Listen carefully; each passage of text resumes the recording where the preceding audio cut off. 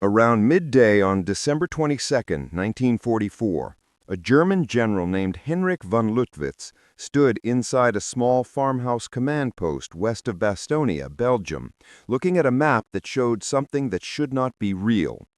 The map showed American positions sitting in places where they should not exist. Only 3 days earlier, von Luttwitz had led the 47th Panzer Corps at the front of the southern push of the German Ardennes attack. His troops had fully surrounded the American 101st Airborne Division inside Bastonia. The town was very important because 7 roads met there, and whoever held Bastonia controlled how people and supplies moved through the Ardennes. Von Luttwitz had 15,000 soldiers, 45 tanks, and a tight ring around the town. The Americans inside had maybe 6,000 men, low ammunition, no tanks, and no clear way to get help. Von Luttwitz had already sent a surrender message, and the American commander, Brigadier General Anthony McAuliffe, answered with one word: nuts. Von Luttwitz expected Bastonia to fall within 48 hours because normal military rules said that surrounded forces with no help or resupply would collapse in 2 or 3 days. The Americans were low on ammo, medical supplies, and food, and winter weather stopped planes from dropping supplies. The situation looked completely hopeless, but the map now showed American Third Army units coming from the south, moving faster than should even be possible.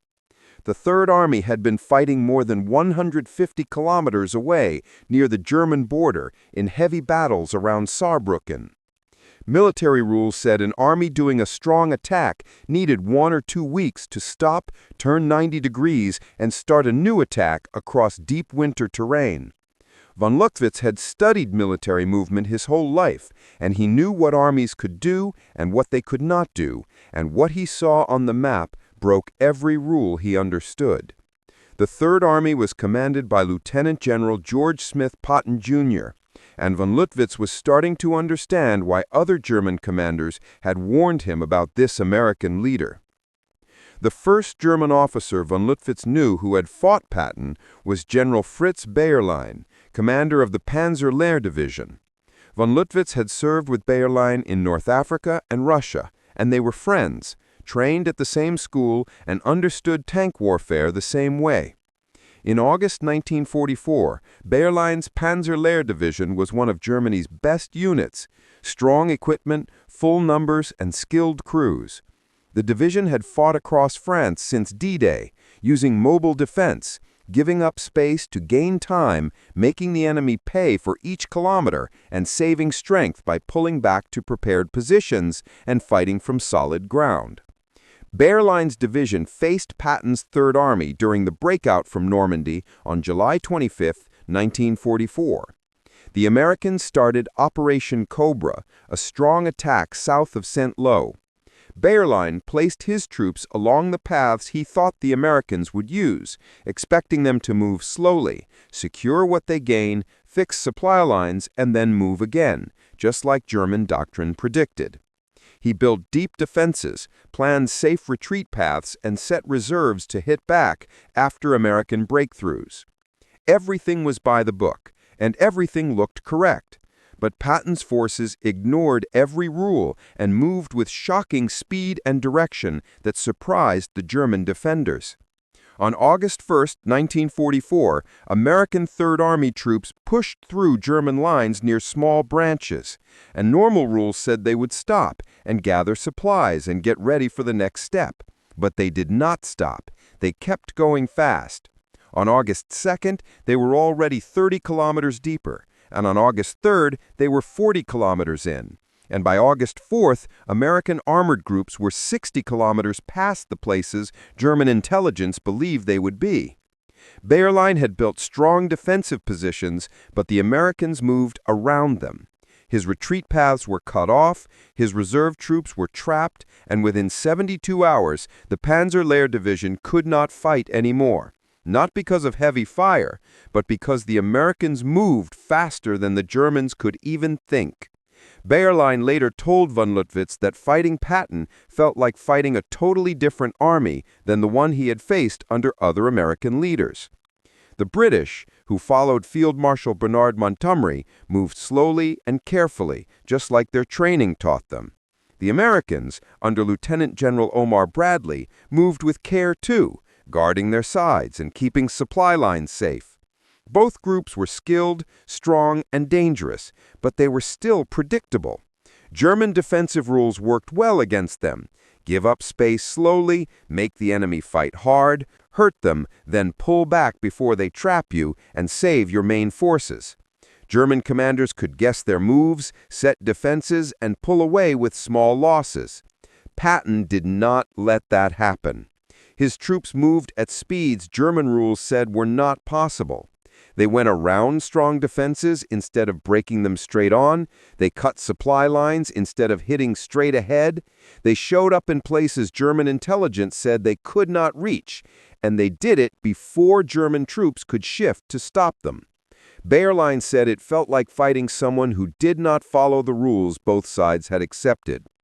By the middle of August 1944, the Panzer-Lehr Division had gone from 15,000 soldiers and 200 armored vehicles to about 4,000 soldiers and 30 working tanks, not because of huge battles, but because their whole defense fell apart from the fast pace the Germans could not match. The next officer von Lüttwitz heard from was General Walter Kruger, leader of the 58th Panzer Corps. Kruger had fought in Poland, France, and Russia. He was experienced and understood mobile armored fighting. In September 1944, Kruger's corps defended the Moselle River line in eastern France. The Moselle was a tough place to attack: wide river, few crossing spots, and higher ground on the east side. German troops had good positions and clear views. Standard rules said an attacking army needed 3-to-1 strength to force a river crossing. Patton's Third Army had maybe 2-to-1, sometimes even less. Planning said Patton should gather troops, scout the river, prepare crossing sites, bring up artillery, and carry out a slow, careful assault that would take days, maybe a week. On September 5, 1944, Third Army troops reached the Moselle near Nancy, and on September 6th, they were already crossing without long planning. They moved fast, and Kruger's defensive setup was suddenly under pressure. His troops were experienced, and his artillery was set up on the crossing sites. But American forces crossed in many places at once, using small assault boats, makeshift rafts, captured German equipment, and sometimes even swimming. They didn't wait for bridging gear. They didn't gather all troops at one crossing point. They crossed wherever they could find a way and set up bridging under enemy fire. German rules said this should lead to small attacks that could be defeated one by one. Instead, it made multiple gaps faster than German reserves could reach. By September 8th, American troops had 3 bridgeheads across the Moselle. By September 10th, they had built pontoon bridges and were moving tanks and armored vehicles across. Kruger's defensive line, which should have held for weeks, fell in 5 days. He later wrote that Patton's forces seemed to work on different planning timelines than other Allied leaders. Where Montgomery might take 3 weeks to plan and carry out a river crossing, Patton did it in 3 days. Where Bradley might wait for best conditions, Patton attacked right away and made conditions good with speed and surprise. Kruger noted that German defensive doctrine assumed time to react to attacks, time to move reserves, and time to plan counterattacks. Patton did not give any of that time. Von Lüttwitz heard similar news from other commanders on the Western Front. General Darren Infantry Baptist Kennitz, in charge of the 85th Infantry Corps in Lorraine, reported that American Third Army units moved at rates 2 or 3 times faster than German intelligence thought they could. General Darren Infantry Hans von Felder, commanding the First Army in Alsace, said his defensive plans were always wrong because Patton's troops showed up days before German staff thought they could be there. The same pattern happened everywhere. Patton's Third Army fought. German defensive doctrine that worked well against other Allied leaders failed against Patton, and German officers could not figure out why. Von Lüttwitz studied it carefully.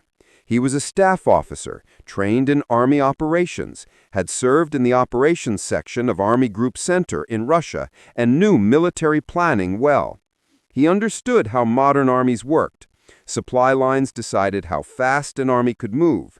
Fuel, ammo, food, and spare parts had to reach the front from depots in the rear, and that flow had limits. Trucks could only carry so much, roads could only handle so many vehicles, and organization and maintenance reduced efficiency. Weather also slowed everything. Von Lüttwitz calculated that an American armored division needed about 300 tons of supplies each day to keep moving forward.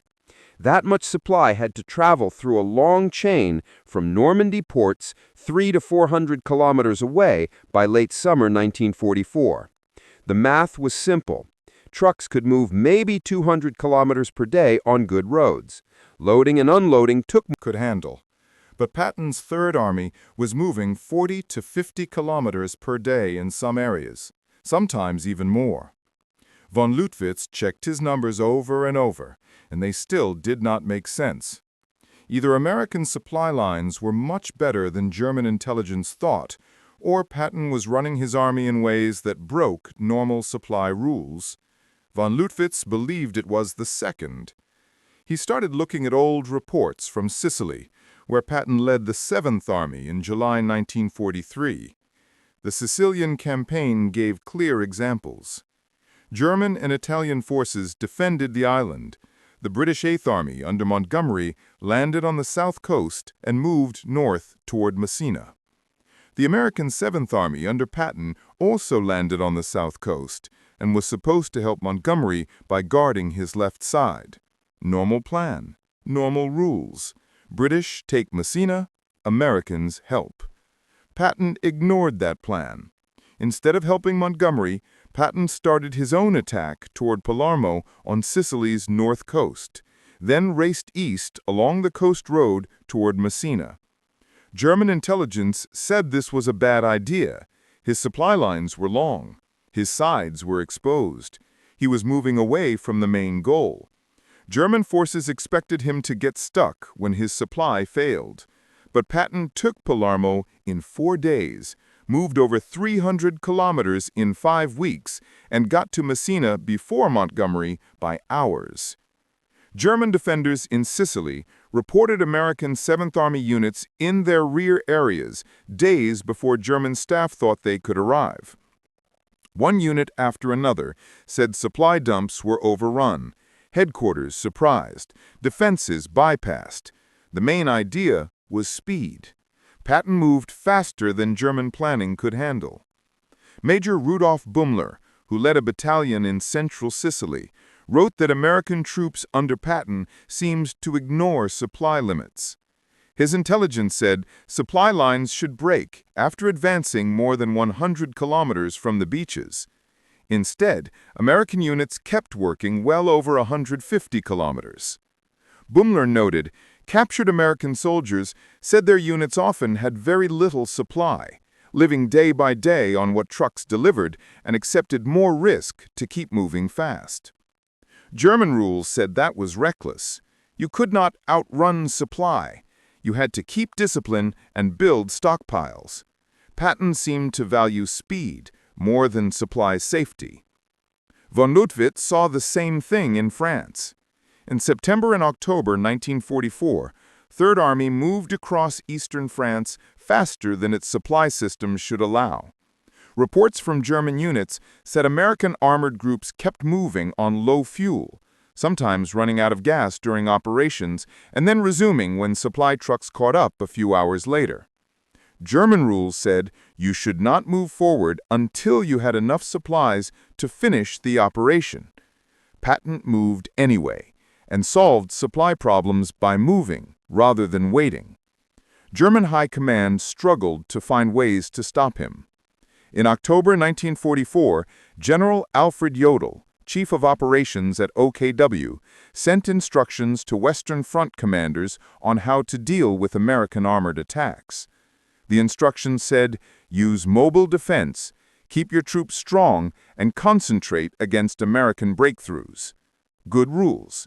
The same rules that worked against Montgomery in Operation Market Garden. The same rules that slowed Bradley's advance through the Hurtgen Forest. But these rules failed against Patton. Third Army moving through Lorraine in November and December 1944 showed why. German forces defending Lorraine built deep defenses, set mobile reserves, and planned counterattacks against expected American breakthroughs. Textbook defense should have worked. Instead, Patton's troops attacked at the same time across many areas, creating gaps faster than German reserves could react, bypassing strongpoints, isolating defenses, and forcing German forces to respond instead of attack. The 58th Panzer Corps lost 60% of its strength in 2 weeks, not because of battles, but because they lost initiative. The Lorraine campaign also showed limits of Patton's style. In September 1944, Third Army reached the fortified city of Metz. The city had 43 forts built between the 1870s and 1930s. These were strong, concrete and steel forts with deep tunnels, armored gun turrets, and long underground tunnels. American planners had not scouted the fort on the ground. They did not know about the layered defenses. The assault failed badly. American soldiers got through outer defenses but could not move through tunnels. German troops used tunnels to attack from directions the Americans did not expect. Tank destroyers could not damage the armored pillboxes. Artillery and P-47 Thunderbolt bombing did very little to the forts. By October 9th, Patton called off the attack. The 5th Infantry Division had many losses for no gain.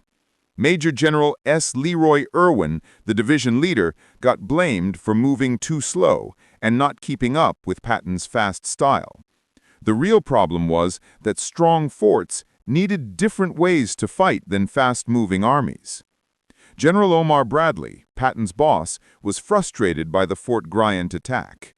Bradley later wrote that he told Patton, "For God's sake, George, lay off. I promise you will get your chance when we start moving again. You can more easily pinch out Metz and take it from behind." Bradley wanted Patton to just go around Metz. Patton insisted on taking it, partly because he had to, and partly because of pride. The argument showed the tension between Patton's aggressive instincts and the big-picture plan. The Metz siege went on through October into November. Heavy autumn rains turned fields and roads to mud. Supply shortages, especially fuel, limited what Patton could do. Third Army was getting 200,000 gallons of fuel each day, but needed 350 to 400,000 gallons. The shortages forced Patton to pick which attacks to do. German defenders under General Otto von Konigsberth slowed the Americans, using forts and terrain to their best advantage. The 58th Panzer Corps and 1st Army units defending Lorraine were fewer and had less firepower, but the forts gave them a partial balance. In mid-November, 3rd Army finally gathered enough fuel, men, and equipment for a big coordinated attack. On November 8, 1944, 2 corps attacked at the same time. The 20th Corps, under Major General Walton Walker, moved from the north and west against Metz. The 12th Corps, under Major General Manton Eddy, moved from the south, going around Metz to hit the Saar River. The new plan used lessons from Fort Bryant. The Americans avoided attacking forts straight on when they could. They used infantry, tanks, artillery, and air power together. They reduced forts one at a time instead of attacking all at once. By late November, American forces had surrounded Metz and were taking down the fort system bit by bit. Fort Bryant, which had resisted attacks in September and October, finally gave up on December 8th without another big assault. The fort had been cut off from supply. When Metz fell on December 13, 1944, 11,000 German soldiers were captured. The siege had lasted over 3 months. Patton's guess of a fast victory was very wrong. German commanders defending Metz saw it differently than other battles with Third Army. Static defense worked. Forts and prepared positions stopped American speed advantages. Time and terrain helped the defenders. They caused many American losses and slowed Third Army for months. German static defense in the fortress city worked for once. German troops had stopped Patton, not with fast moves, but with strong positions that forced him to fight a slower, harder battle where his fast-moving style did not help. However, the Metz siege also showed that even when stopped, Patton stayed dangerous. Instead of just focusing on Metz, he used the 12th Corps to keep moving around the city, while the 20th Corps surrounded Metz. The 12th Corps pushed east toward the Saar River, keeping the army moving.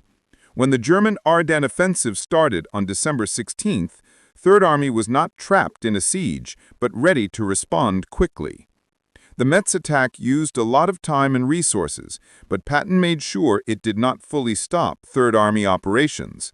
He treated the siege as a holding fight, while keeping offensive power in other areas. The Lorraine campaign showed important facts about Patton's ways.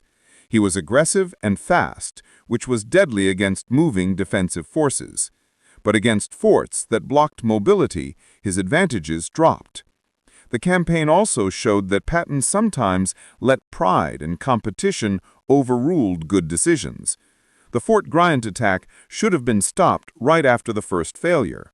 Continuing it wasted men and supplies. Bradley was right that Metz could be taken more easily from behind. But Patton's choice to attack frontally showed his personality and command style. He liked constant pressure, never giving the enemy rest, even when conditions did not fit his preferred methods. German commanders began to see a pattern. Other Allied leaders fought carefully. They grouped forces, reached local superior. His was slow but worked. They could trade space for time, hurt the enemy, and keep their own troops safe. Patton fought differently. He accepted bigger risk, moved faster, and made situations where German defensive rules failed. Speed became a kind of fighting power. German troops were always reacting, moving, and withdrawing under pressure, unable to set up proper defenses. The psychological effect was big.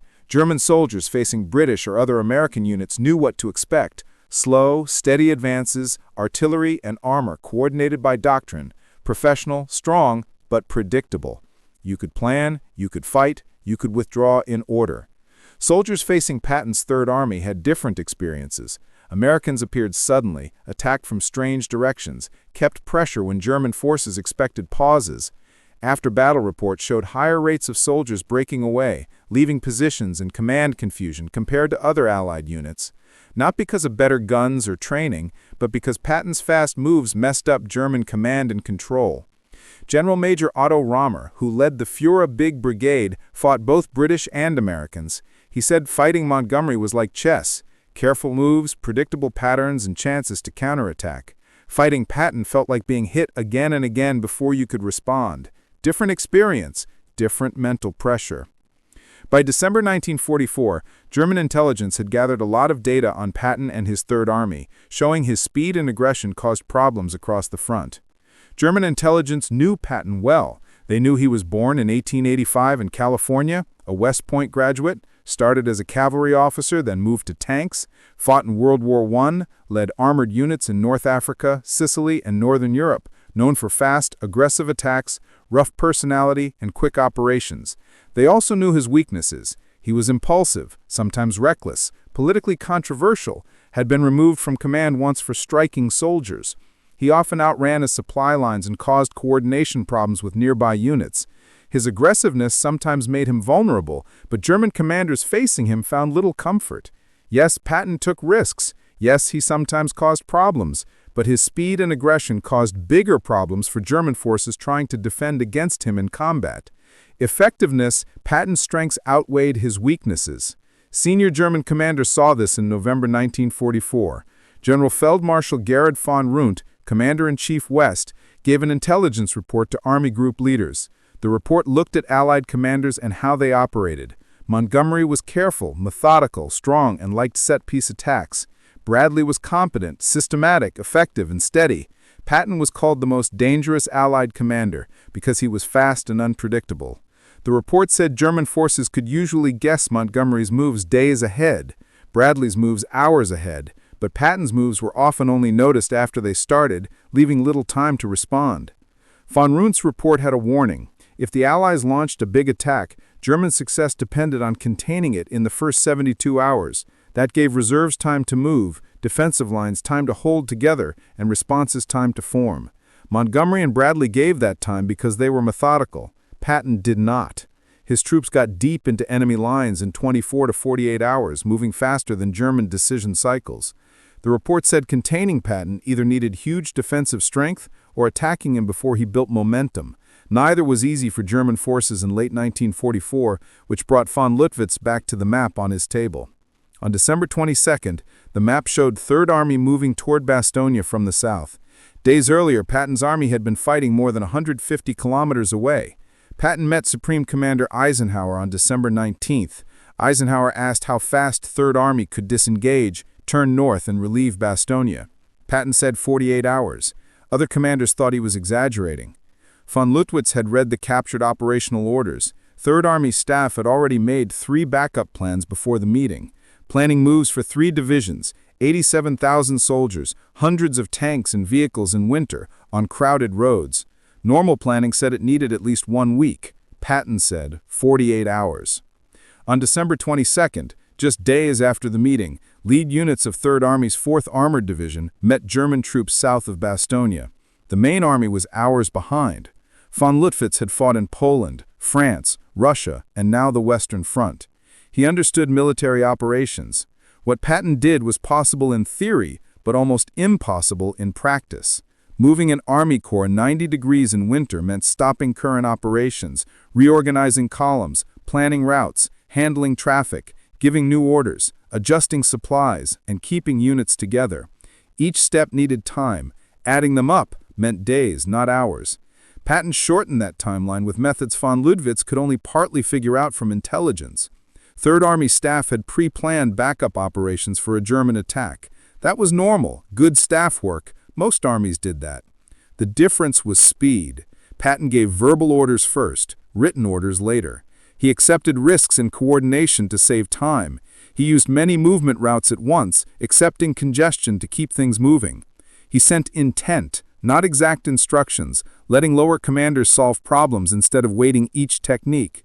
Broke standard rules, each had risk, together they cut timelines by 40 to 60%. Von Lüttwitz studied how it affected his plan to take Bastogne. The plan assumed no big American reinforcements for 1 week, maybe 10 to 14 days. That was based on normal American logistics and movement. That assumption was wrong because Patton acted differently. Now von Lüttwitz saw American reinforcements coming faster than expected.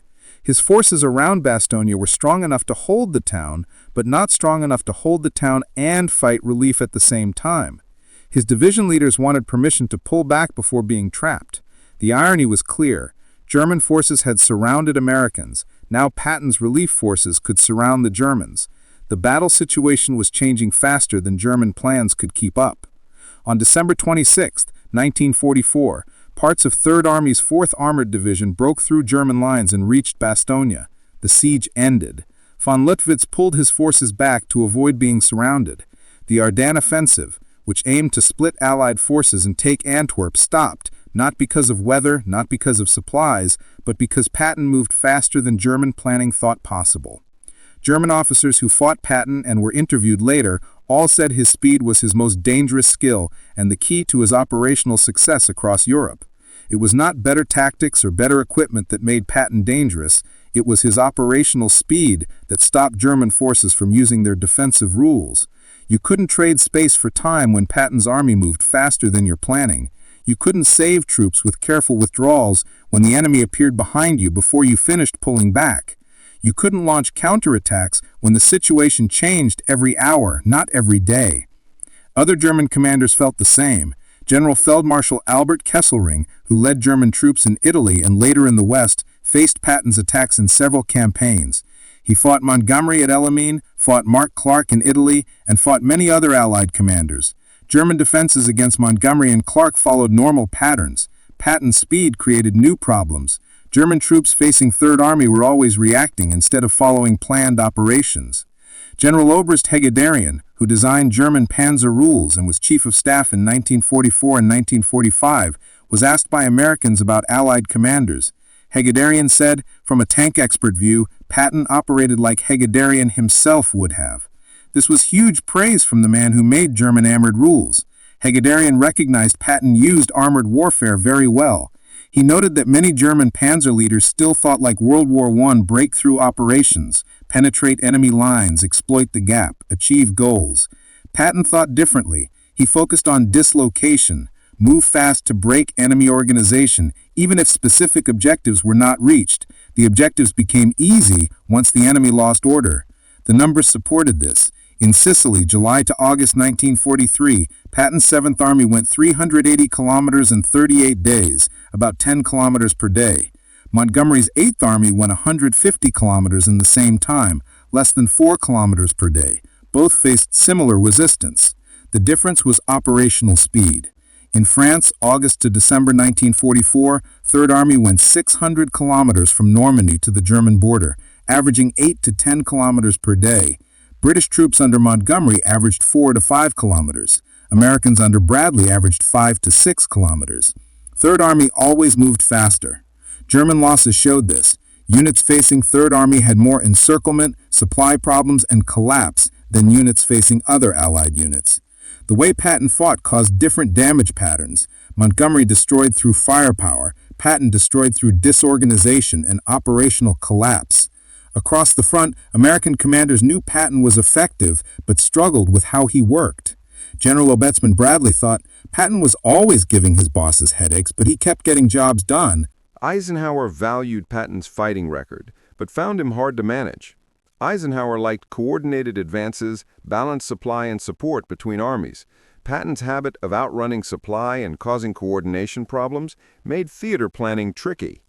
In September 1944, Eisenhower cut fuel for 3rd Army to help Montgomery's Operation Market Garden. Patton protested loudly, saying his advance should come first. Eisenhower stuck to his plan to keep theater strategy intact. The fuel cut slowed 3rd Army for weeks, giving Germans time to stabilize defenses in Lorraine. Some historians say this decision made the war longer. Others say it was needed for overall coordination. The debate continues. General Bradley, Patton's immediate boss, respected his fighting skill but worried about discipline. Bradley planned carefully and coordinated. Patton moved fast, taking risks. This difference caused tension. Bradley thought Patton's speed hurt nearby units. Patton thought Bradley's caution wasted chances. Both had good points. The best approach was probably in the middle. But for destroying German forces, Patton's way worked better. Germans saw this clearly. They did not fear Patton because he was reckless. They feared him because his methods worked. Speed made risks, but speed also gave big advantages.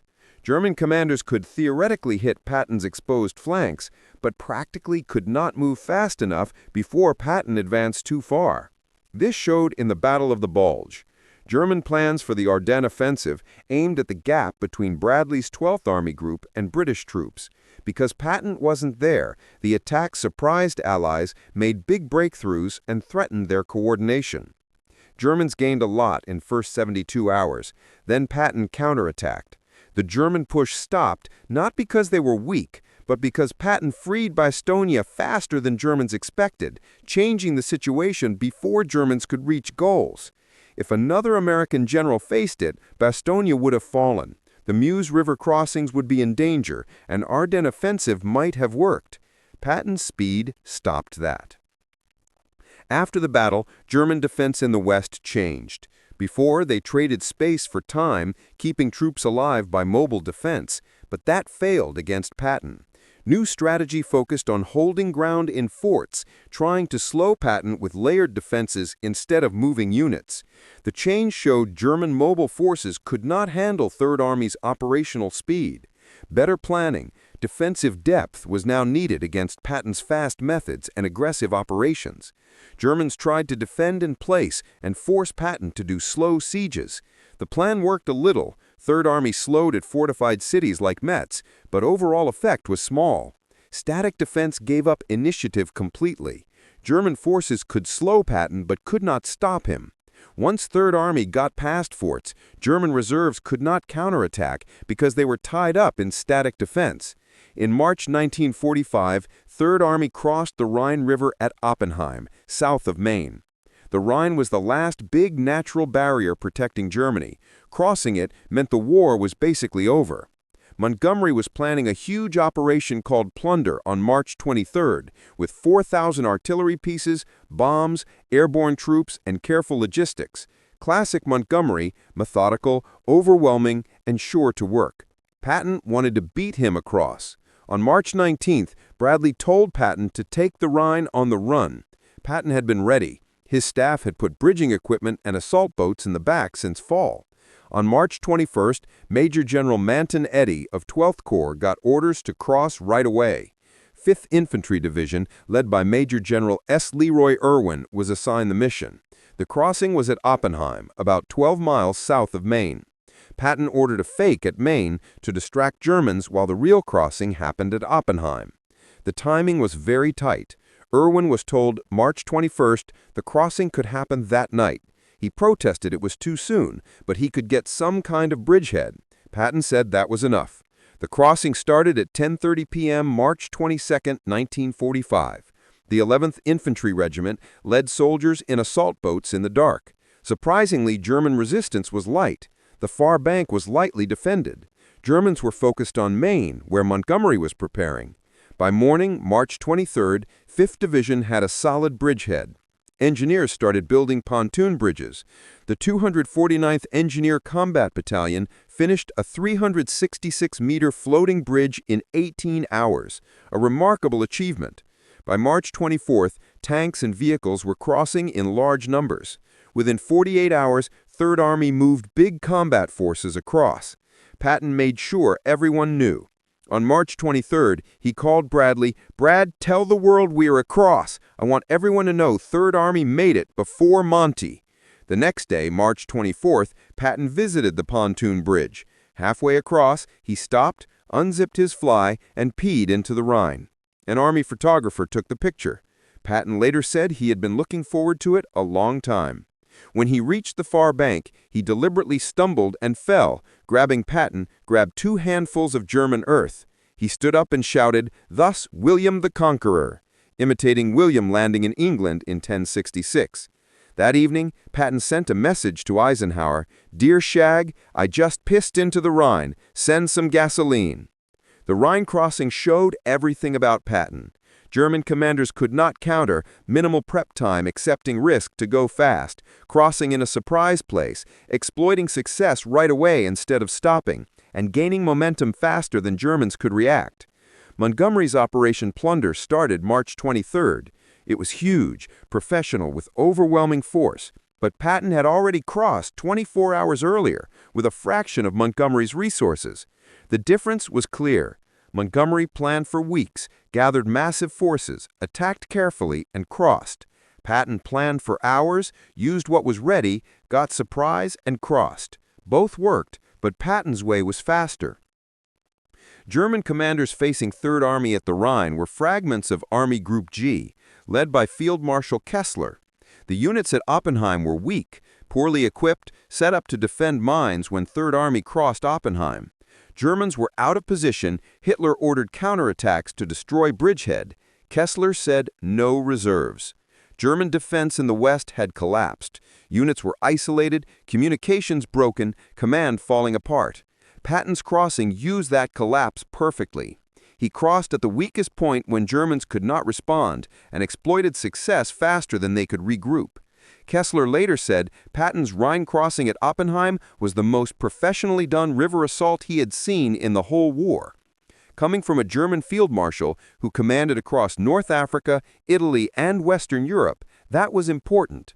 The operation worked because it used surprise, speed, and risk in ways Germans could not handle. Within 2 weeks, Third Army moved over 60,000 vehicles across the Rhine.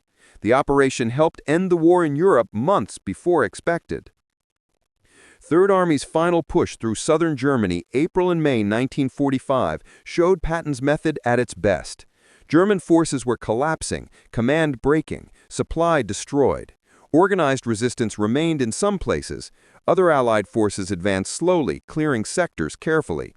Patton's forces went deep, bypassed resistance, took key terrain, cut communications, created chaos in German rear.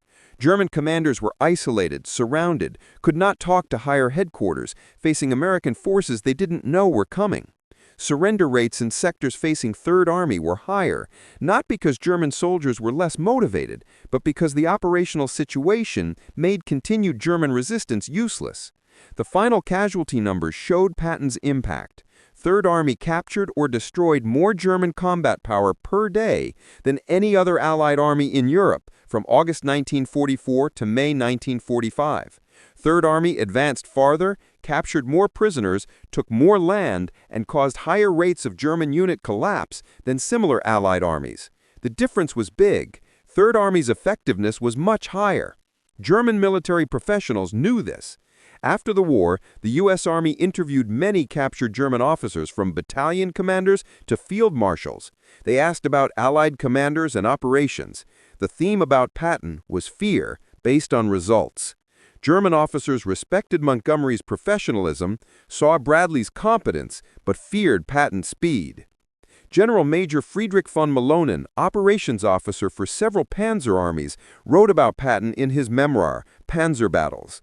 Von Mallonen fought in North Africa, Russia, and Western Europe. He saw armored operations at corps and army level. His analysis showed Patton understood mobile warfare is really about tempo. The side that acted faster than the opponent won, regardless of tactics. Patton always acted inside German decision cycles, making German forces react instead of follow plans. Reacting caused defensive collapse. General de Panzertruppen Hasso von Thoma-Mintil, commander of 5th Panzer Army in the Ardennes, explained the German forces faced an opponent who used blitzkrieg better than Germans in 1944 and 1945. German doctrine had stressed speed, surprise, and dislocation since the 1930s. Patton used the same ideas, but with advantages Germans lacked. He had better logistics, better intelligence, more freedom from higher command. German commanders were constrained by fuel shortages, Allied air power, and Hitler's no-retreat orders. Patton faced supply problems, but his superiors let him act freely. That freedom, plus his aggressive personality, made him impossible for German forces to stop. Historians agree Patton was the most effective Allied operational commander based on results. He had flaws. He created coordination problems, strained logistics, and had personal issues. Those criticisms are real, but the main question is, which Allied commander destroyed German combat power best? By that measure, Patton beat his peers. German commanders feared him for good reason. He repeatedly broke their defenses. Patton died December 1945 from a vehicle accident in Germany. He was 60. His death was months after Germany surrendered, but while he still commanded Third Army on occupation. German officers who fought him privately felt some relief. The opponent they feared was gone. General Der Panzer Tuppen Heinrich von Luttwitz was interviewed after the war for U.S. Army historical records. He was asked to assess Allied commanders.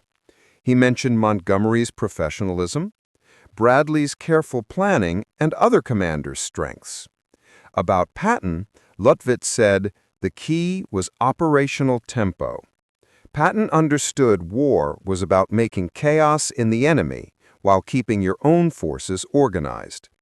Patton made chaos through speed. German forces facing him spent their time reacting, moving, trying to understand what was happening. Constant reaction stopped them from defending effectively. Von Luttwitz said, if Allies had several commanders with Patton's speed, the war would have ended months earlier. German defense depended on time. Time to move forces, time to prepare defenses, time to plan counterattacks. Patton did not give that time. That is why German generals could not stop him. Historical records show Third Army did much more than other Allied armies.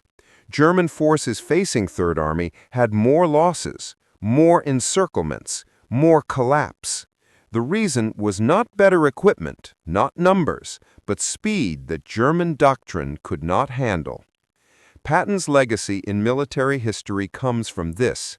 He showed that speed and aggressiveness, applied smartly at operational level, could defeat defenders by breaking their organization, not by firepower. This lesson shaped post-war American military thinking. Moving inside enemy decision cycles became central to U.S. Army planning. This comes directly from Patton's success in World War II. German military studied Patton's methods after the war. The Bundeswehr, founded in 1955, used analysis of Allied operations in its doctrines. Patton's campaigns were studied because they showed mobile warfare could beat good defenses even on strong terrain and prepared positions. The lesson was clear. To defend successfully, you needed to match the attacker's speed or have overwhelming strength. In 1944 and 1945, German forces had neither against Patton. The result was operational defeat, even when they fought well tactically. German soldiers fought hard. German officers used good tactics. German defenses were strong, but none of it mattered because Patton moved too fast. The fear German generals had was not fear of battles, but fear of being irrelevant. Fear that their skill and planning would not matter because Patton was too fast. That fear happened over and over, from Sicily to southern Germany. It made Patton the Allied commander German generals feared most. Not the most careful, not the most skilled, but the most dangerous because his methods worked and German doctrine could not stop him.